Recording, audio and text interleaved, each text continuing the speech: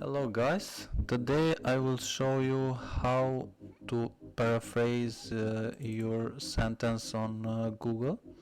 So the first we just go to Google and then we write QuillBot. QuillBot is a website when you can do online writing and editing tool. It's like the paraphrasing tool, like an artificial intelligence for paraphrasing.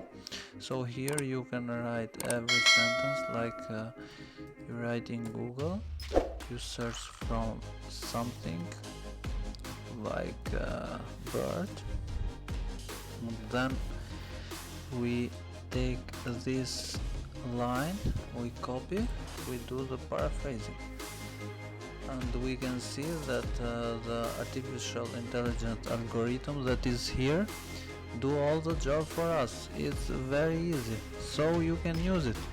And like the synonym, this when you took it on the left, it takes less chances, more accurate, but some of the words are not changing, so you can go on the right and it changed too much word, but it's not so accurate.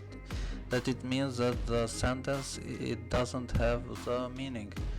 You can